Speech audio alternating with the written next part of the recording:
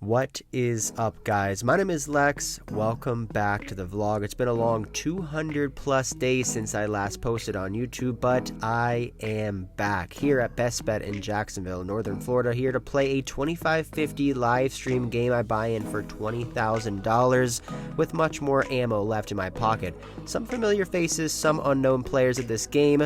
Let's get down to the table. Let's get to the action. Let's go. Two things before we get started. One, I haven't made a YouTube video in over 200 days, so I may be a little rusty with this voiceover thing. And also, I'm not sure who was running the camera at Best Bet in Jacksonville, but the camera really doesn't seem to be on me ever when I'm in the hand. It always seems to either be on the board like this or my opponent. So just pre-apologizing to you guys.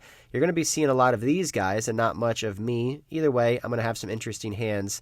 Let's get to the action.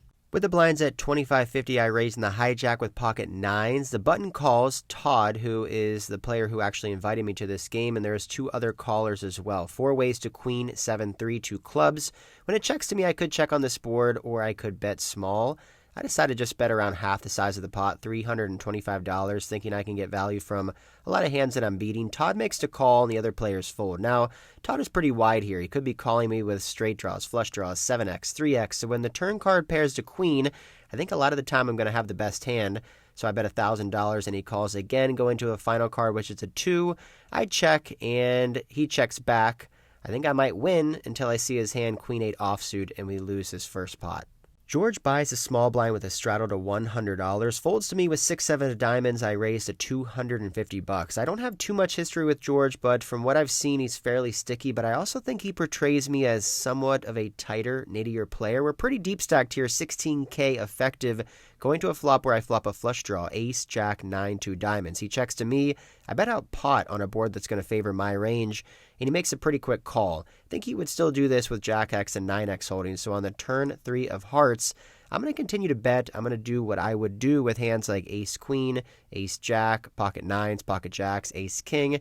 I'm going to bet for half the size of the pot, $750. He puts his hand on his head, so I'm not sure if this is like a reverse tell that he's strong or if he's actually thinking of a decision. And after not too many seconds, he puts in the call. So he's already called a pot size bet on the flop, and then now he has check called a half size bet on the turn.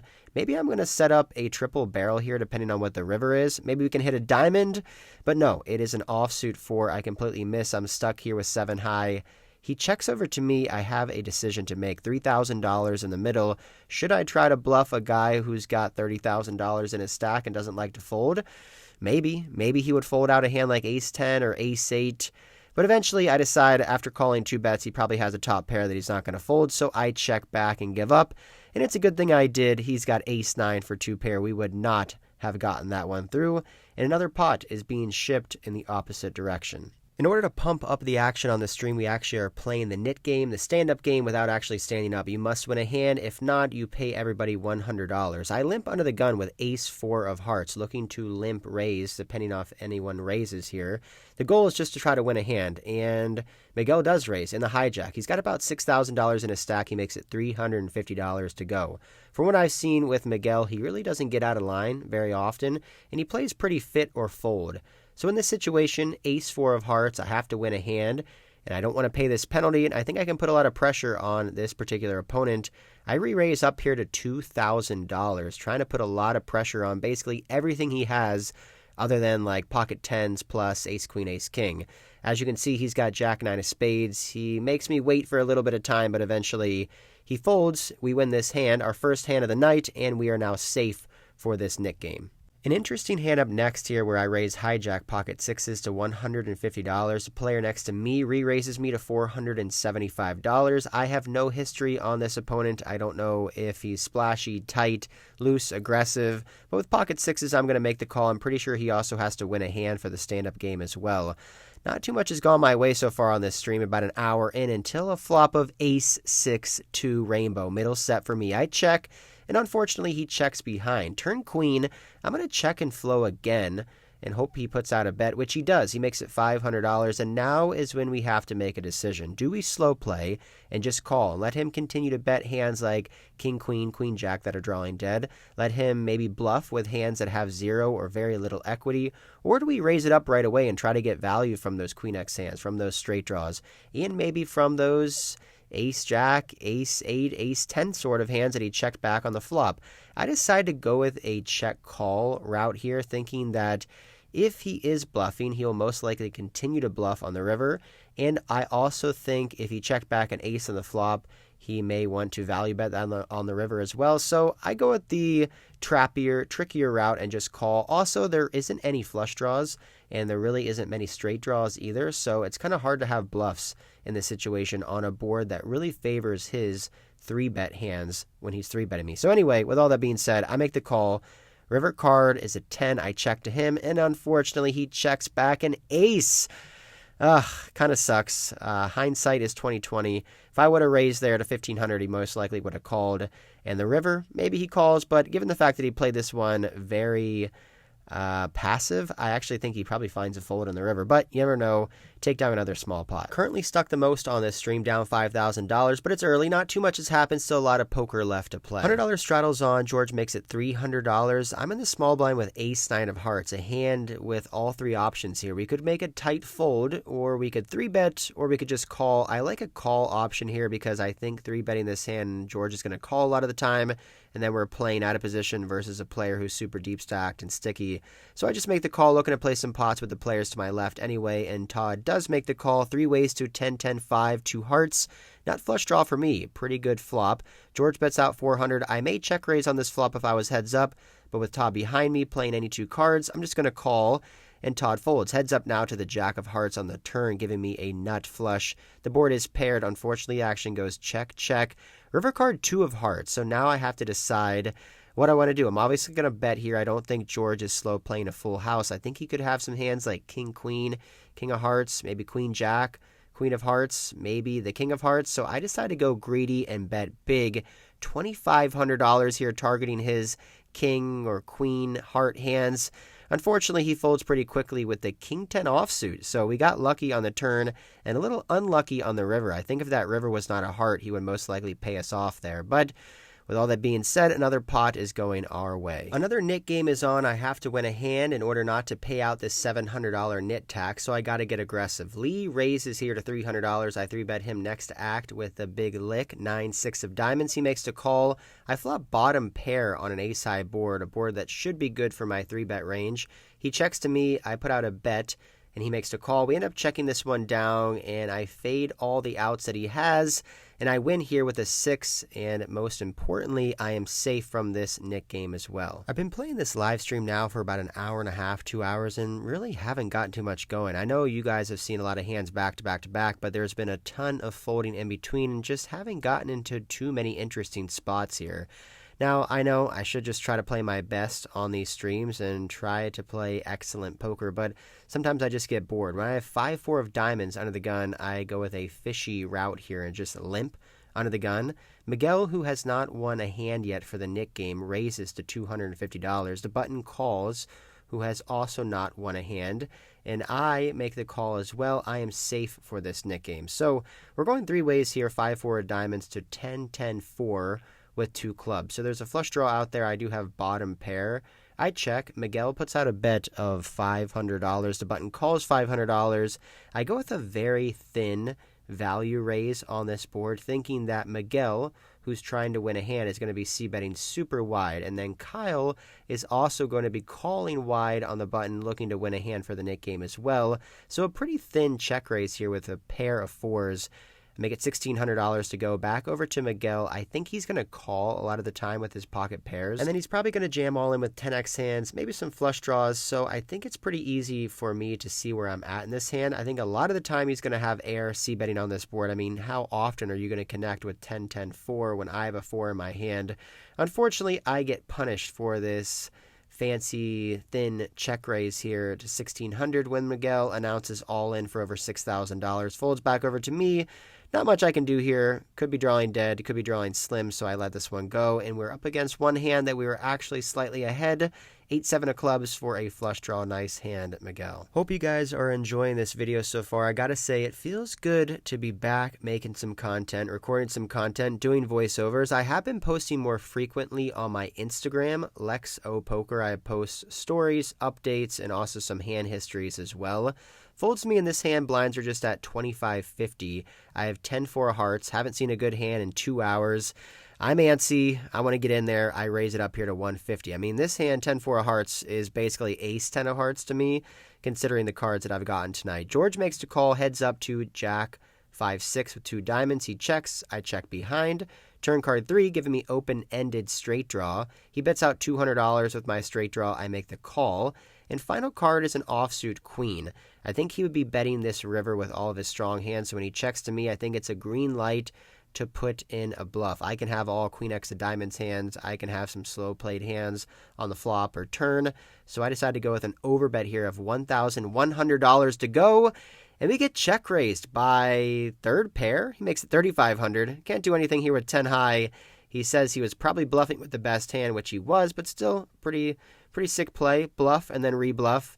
Another pot not going our way. I pick up a pretty hand here pre-flop. It's about time. King Jack of spades. There's a raise I call in the cutoff. George calls, and we're going 3 ways, 4-2-2. I float the flop when George leads out, turn a spade draw, and river a flush, go for a small thin value bet, and get called. We haven't won too many hands yet today, but we are winning something. Biggest loser award. Yeah, that goes to me. Stuck $6,850 so far. All right, we finally get to put in some big bets in this next pot. There's an under the gun raise to 150. Carlos next to act, 3 bets here to $400. I'm sitting in the cutoff with ace king offsuit. Now when there's an under the gun raise by a strong tighter player and then a 3 bet next to act by a strong tighter player, all from early position, ace king doesn't always look that great. I mean, it's very possible I could be up against jacks, queens, kings, aces, ace, king suited. With all that being said, I think my hand still deserves a 4 bet, so I make it $900 to go. A very tiny, small 4 bet here in position. Carlos makes the call. We're heads up now. $2,000+ in the middle. Ace, king offsuit to a 2-3-4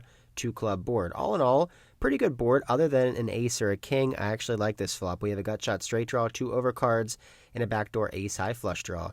Now, Carlos had stacked up pretty deep in this session. I don't know his player type or how often he plays games this big, but it kind of felt like this was a larger game for him. And I think in this situation, if I apply a lot of pressure, I can get him to fold out all hands that he has. Hands like pocket nines, tens, jacks, ace king, ace queen. So I start out here with a $1,000 bet, back over to Carlos, and he makes the call. Putting him on a lot of middling pocket pairs, ace queen, ace king high hands, turn card 9 of clubs brings me a lot of equity. Now I pick up the nut flush draw, and I have a key card in my hand, ace of clubs. I'm the only one who can have the nuts on this board. A great card to continue to put on the pressure. $4,000 in the middle. My plan here is to bet $2,500. If he calls, I'm shoving the river. I've gone this far. I'm going to have to go for it. So I put out a $2,500 bet. Luckily for me, it's not much of a sweat. He's got ace-king offsuit himself, no club. He quickly folds, and we take down around $2,000 of profit here. Ace-king versus ace-king. On a side note, I won the pot. Somehow the camera is still on my opponent. Make it make sense. Anyway, moving on to the next hand where there is a new player sitting to my left. This guy comes in and just starts blasting right away. He doubled up shortly, very quickly, and he seems to be in the mix. Seems to be a great addition to the table late here. George makes it $300 over Al's limp, and now I'm in another interesting spot. Just like with the ace-9 of hearts hand, I have king-10 of hearts, a hand I want to play, but I'd rather 3-bet here.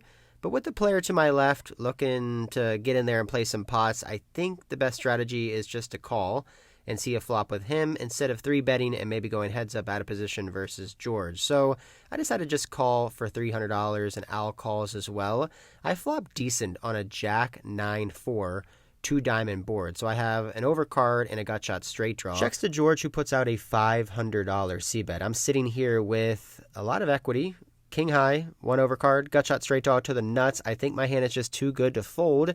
We're very deep stacked. I think my only option is just to call. If I hit my hand, I could potentially win a big pot. I think check raising here is fine as well, but with Al behind me being splashy, playing a lot of hands, I don't really like that play. Also, he's fairly short, sitting around $6,000 deep. So I call, and Al folds. Turn jack, pairs to board, I check, and George very quickly checks this turn card back. River card is a 7, so I'm left here now with king high. I have to decide what I want to do. Now, with the turn pairing the jack and George checking back very quickly, I don't think he really ever has a strong hand on this board. I assume he'd be betting all of his jacks to try to get value from straight draws and flush draws. I don't think he would slow play pocket 9s or pocket 4s. I think a lot of the time here he's going to have ace high, king high hands, maybe hands like aces, kings, and queens, maybe pocket 8s or pocket 10s. And I think if I put out a bigger bet against a player who perceives me as somewhat tight, maybe not bluffing too much, maybe I can get some credit here and he'll fold out some of those pocket pairs and even ace high hands that we're losing to. So I assemble a big bet. I make it $2,400 to go and get snap called by ace jack offsuit. Yeah, sometimes you bluff and you run right into it. Well played by George, and we lose a pretty big one here. I'm actually in the game for $30,000. I forgot to tell you guys that I added on a few hands before this, so I have a $19,000 stack. If my math is correct, 30,000 minus 19,000, that's an $11,000 loss. Well, not a way I want to be spending my Friday night losing $11,000 in Jacksonville, but what can you do? I signed up for this. This is gambling. This is poker. Sometimes you win, sometimes you lose. I tend to just lose a lot on this best bet stream.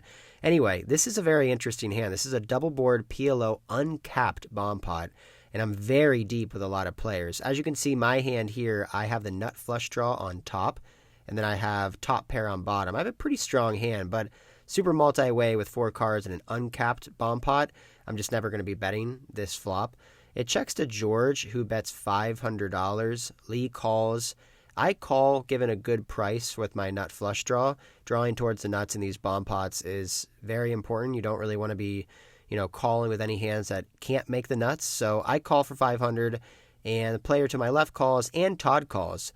We get a great turn card on top, giving me the nuts, and the bottom card brings in a diamond, and then things get pretty crazy. Lee leads right out for $2,000, and immediately I know he must have the nuts on the bottom board because he's a very sharp PLO player. I just don't think he's ever leading out here into all these people without the nuts on the bottom board. Now, my hand is still very vulnerable. I could be up against some sets and some 2 pairs, so I just call, also trying to allow other players in there with worse hands, which is exactly what happens. Al now goes all in for around $6,000, and then it gets even crazier when Lee re-jams all in for over my stack of around $22,000. Action back over on me. You may be thinking to yourself, what are you wasting time for? You got the nuts. Well, this is a PLO double board bomb pot, and I don't think Lee is ever jamming here for $20,000 without the nuts on the bottom and some sort of redraw up top. The king up top is not a diamond, which means he could have something like king X of diamonds,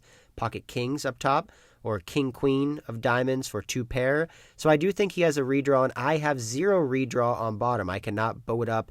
I don't have a set or 2 pair, so I'm just praying to put this money in to chop. And when you're praying to chop, you don't always want to risk $20,000. But with all the other dead money in the middle, the $6,000 from the player beside me, the $500 on the flop, and then the pre-flop, I think I'm getting a good enough price here to risk him drawing or redrawing with 2 pairs or sets on the top. And I also thought to myself, look, if I lose a massive bomb pot, at least it'll be good for the vlog. So I hesitantly put in $20,000 in a PLO double board bomb pot, praying for the board not to pair. And luckily it doesn't. I have the nuts on top. Lee has the nuts on bottom. We fade the 2 pair redraw that he has.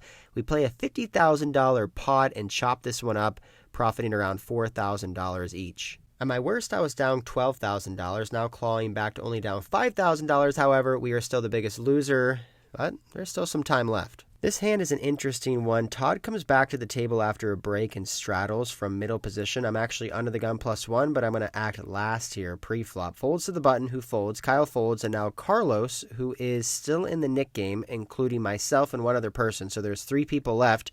He raises to $300. I have to win a hand or I lose $700 to the table. So does Carlos. So I think he could be raising slightly wide here. So I am going to try to win this hand.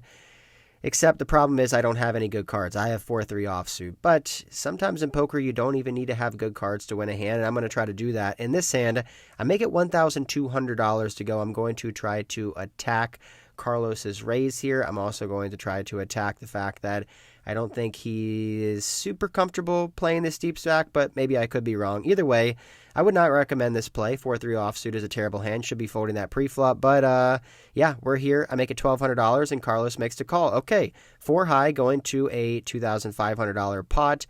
And I flop nothing. King, queen, 6, 2 spades. Now, all in all, we flop nothing here. However, it's a pretty good board for my perceived hands that I should have in this situation. I mean, if I 3-bet to $1,200, I should have kings, queens, king, queen, ace, king, aces, and I don't expect him to have really many sets on this board, maybe some top pair holdings. So I'm just going to close my eyes and bet and hope he folds. And if he calls, maybe I put in a big bet on the turn and hope he folds again. Yeah, I don't know. I'm not really sure what I'm doing. I'm just trying not to lose the Nick game. Even though the penalty is only $700, it's not worth blasting off this much. It somewhat feels like a challenge or a competition to not lose the Nick game. Yeah, I don't know. Anyway, we bet $2,000. He's tanking here for a while. He's got me sweating this one out. I am just really hoping to not face a call or really... I don't want him to do anything here but fold, obviously. I mean, he has somewhat of a decision. He's got a gut shot, straight draw, backdoor flush draw, but unfortunately for him, I just don't think he can continue versus his bet size, and luckily for us, he eventually lets this one go. I have to show my cards to be safe for the Nick game and show that I blasted off there with 4 high, which I do feel like comes into factor in the dynamic between Carlos and I in this next hand coming up.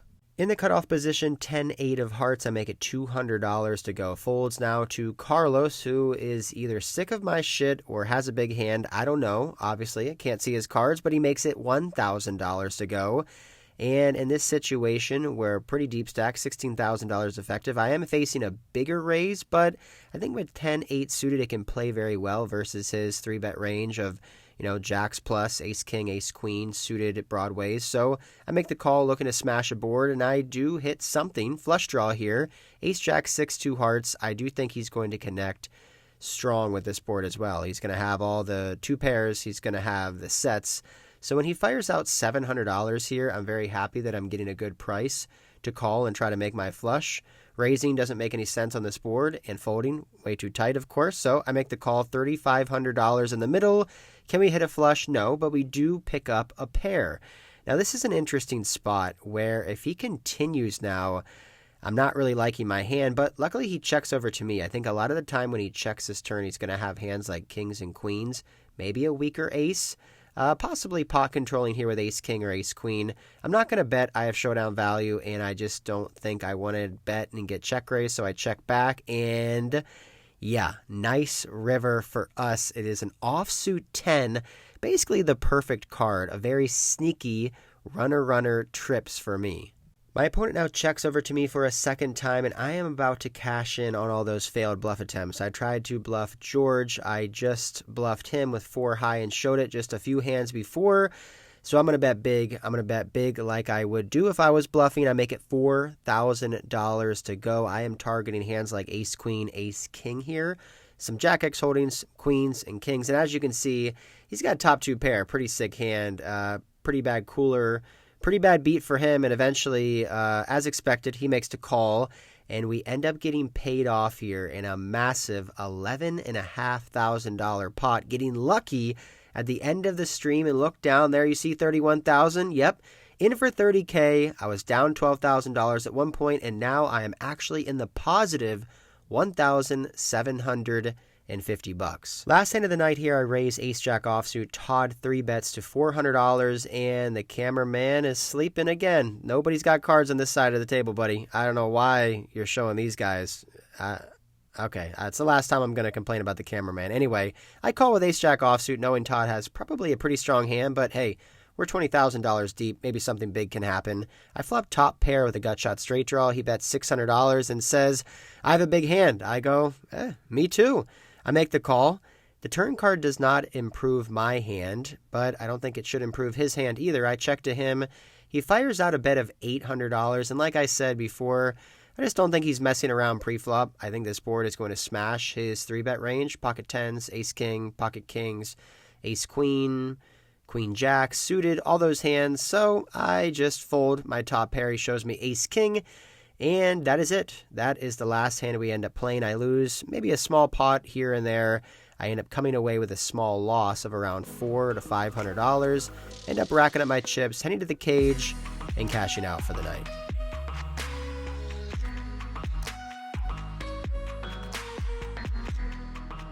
All right, guys, that is it for this one. Back at the hotel now. It is around 1:30 or almost 2 o'clock in the morning. I had a long day. I drove from Fort Lauderdale up here to Best Bet, Jacksonville, left at 1 p.m., got here at 6 p.m., right to the live stream where we were going to be playing 2550. I bought in for $20,000.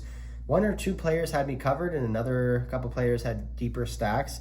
We were potentially going to play 25-50-100, which is what I was hoping for, but we really couldn't get the automatic straddle on. A few players didn't want to straddle, and the stack sizes really didn't match up to play 25-50-100, which I'm fine with. 25-50 was fine, but a little unfortunate for me and a little unfortunate for you guys that I haven't made a video for 200 days. I decided to come up here for a bigger game to play in a live stream to make a video, and I go insanely card dead. Now, I know people talk about this all the time in tournaments, and you hear the guys at 1-2-0 limit in the bathroom talking at the urinal, oh my God, I'm so card dead, I'm getting trash all night long. But seriously, tonight I had the worst card distribution I think I've had in months. I've never gone so long without any big hands, and I never really got anything going either. I mean, I had pocket sixes, pocket nines, ace king twice, and that was it for pre-flop, like, good hands. I had king jack one, king jack suited, but I never had aces, kings, queens,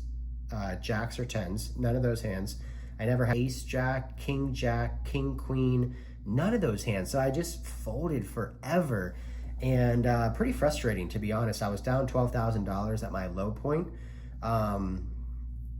and I was pretty happy with myself that I didn't go crazy on tilt. You know, the game kind of was like ebb and flowing, where like there was some action, there were some dull moments and stuff. So I was stuck like 12K with like an hour and a half left, and I'm like, not much action right now. There's not really much going on. I'm like, I don't know if I'm gonna get this back, but I ended up getting lucky. I ended up playing a $50,000 bomb pot with the nuts versus the nuts. He had a redraw to two pair. That was insane. That's the biggest bomb pot I've ever played. $50,000 bomb pot.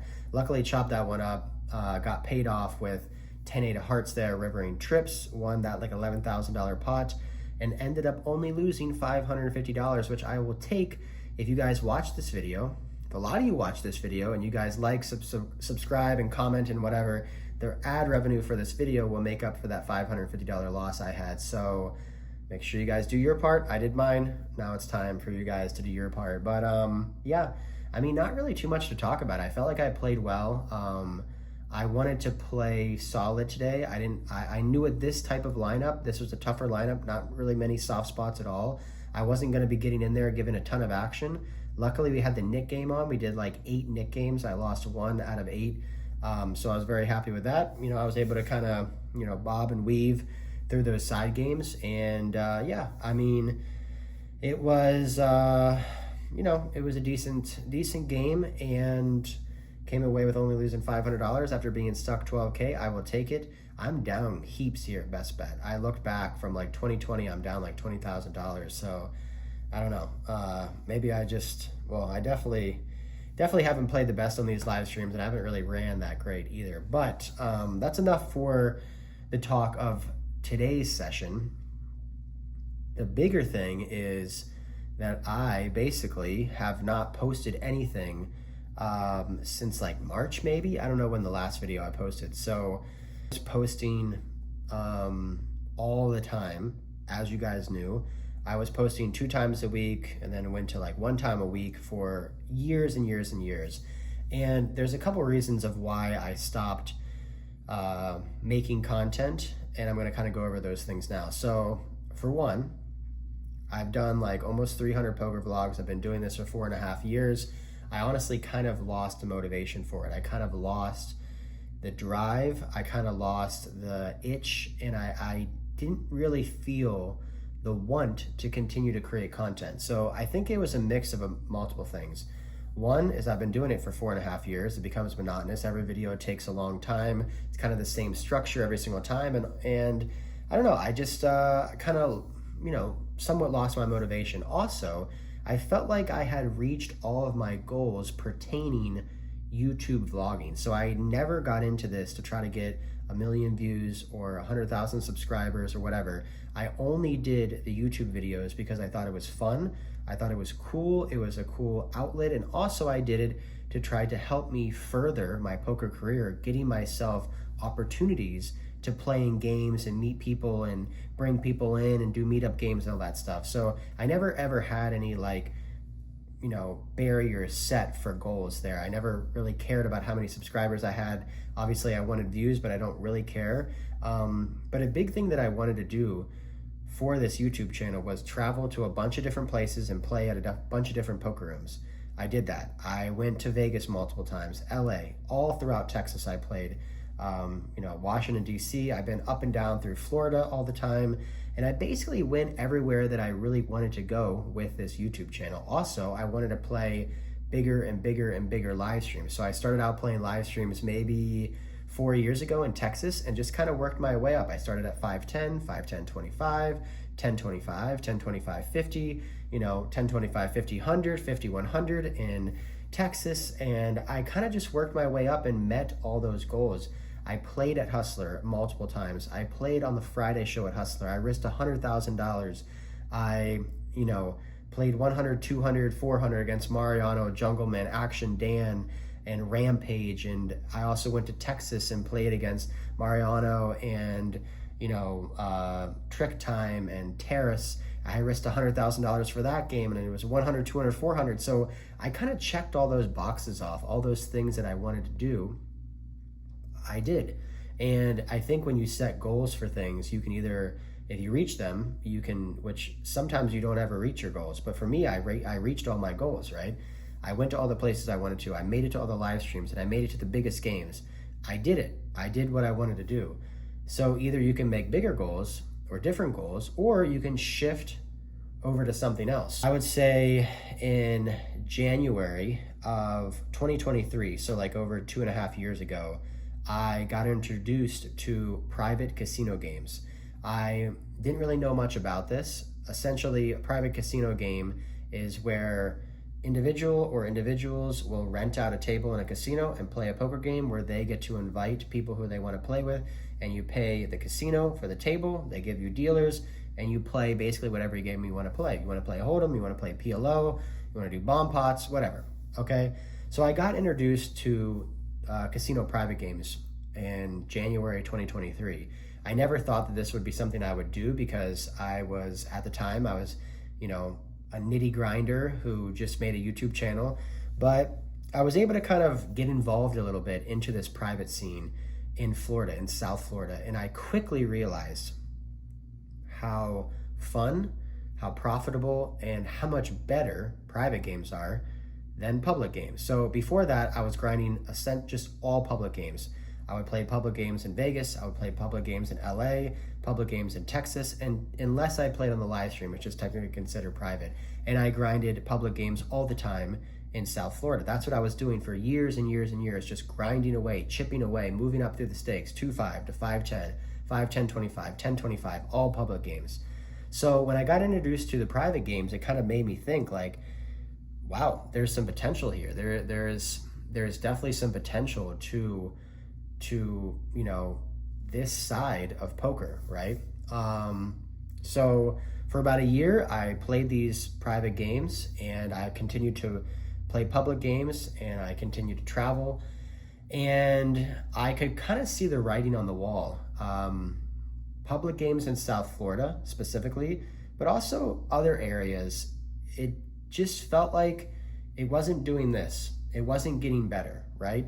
It kind of felt like public games were just like on a decline when it came to the limit that I wanted to play, 5-10, 5-10, 25, 10-25.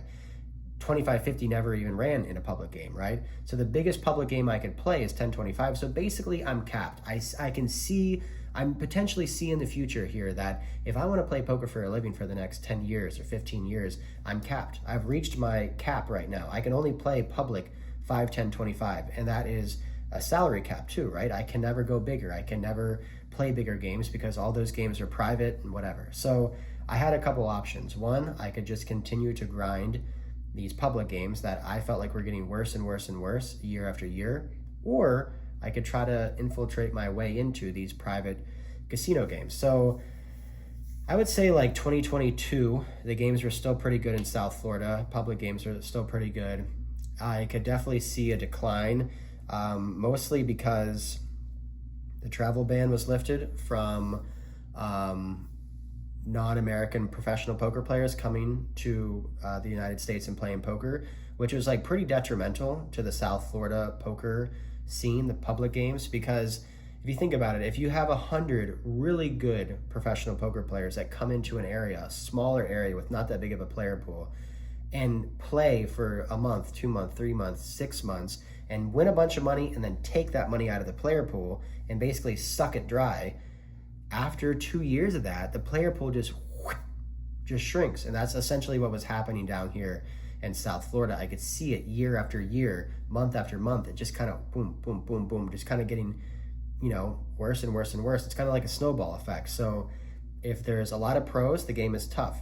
If there's a lot of pros, the recreational players don't win. And it kind of snowballs down, meaning recreational players don't win, they stop playing, game is tough. Game is tough, recreational players don't play, snowballs down, down, down, until essentially you're just playing 5, 10, 25 with all pros in maybe one spot, which is kind of a tough thing to do. So in mid-2024, April of 2024, over a year and a half ago, I thought, look, I'm kind of in with this private game scene. I know a lot of people. I know, how to potentially run a game. I have a huge YouTube audience. I have a bunch of people talking to me. I have a bunch of friends that would potentially play. Why don't I just make my own game? So April 2024, I contacted the Coconut Creek Poker and Manager.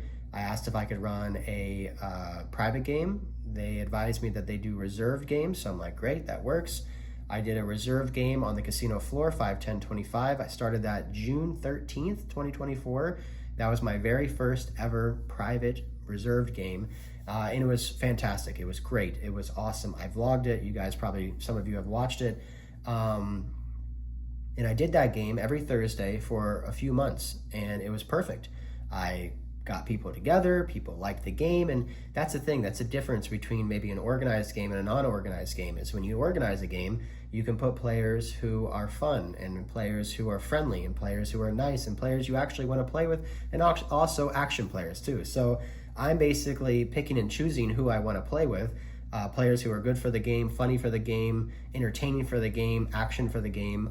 So basically, I did that at Coconut Creek for a few months. I was vlogging basically like every week for that.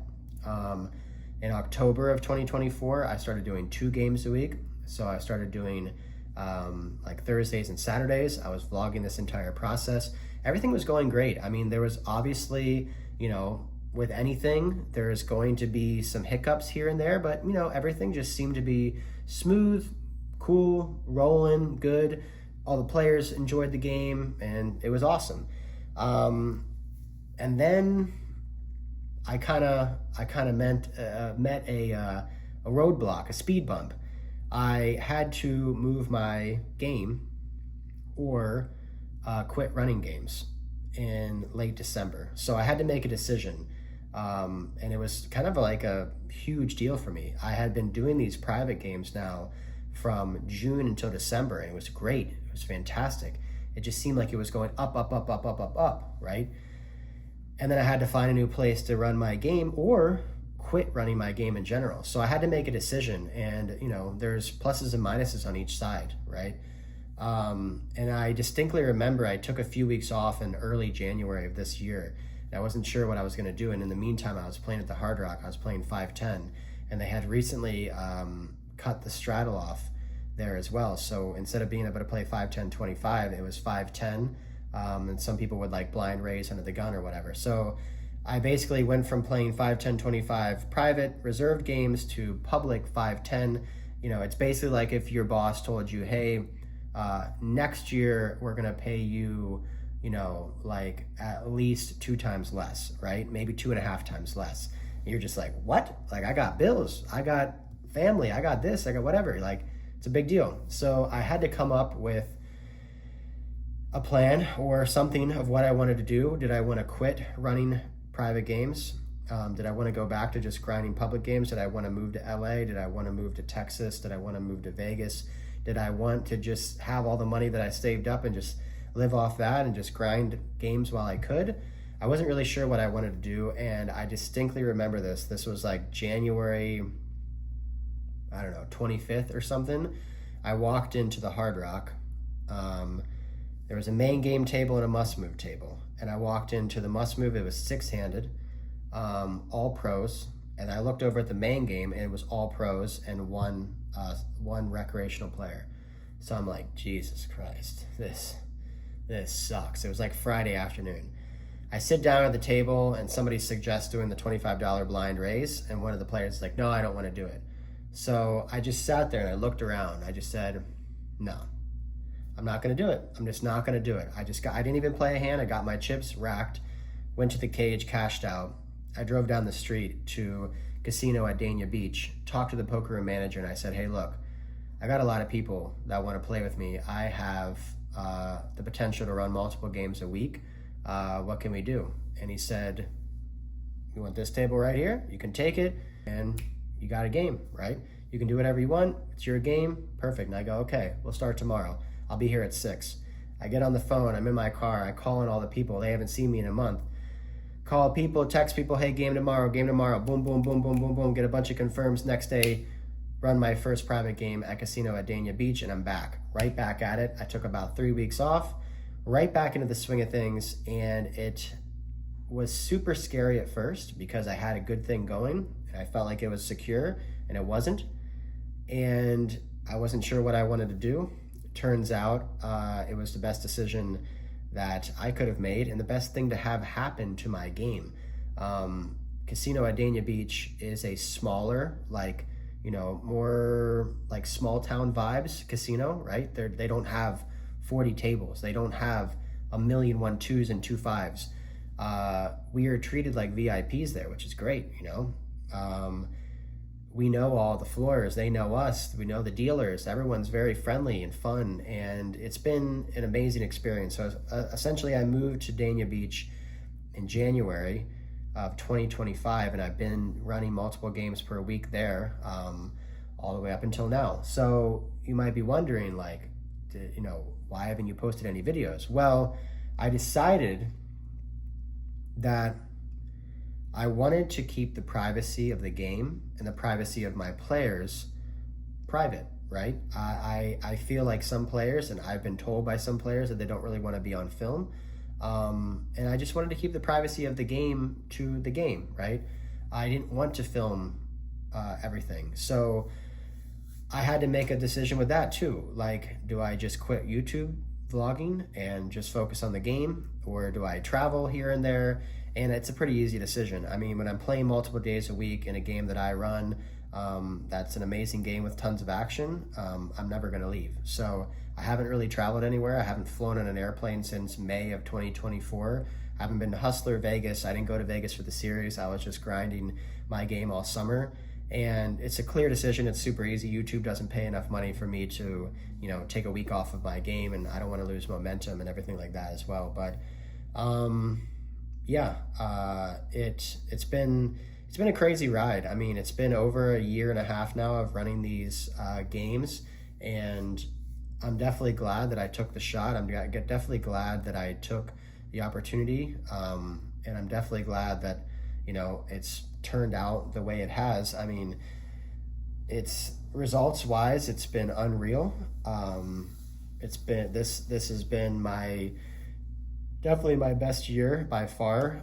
Just this month of September, I've made more this month of September than I did all last year playing poker, which is pretty insane.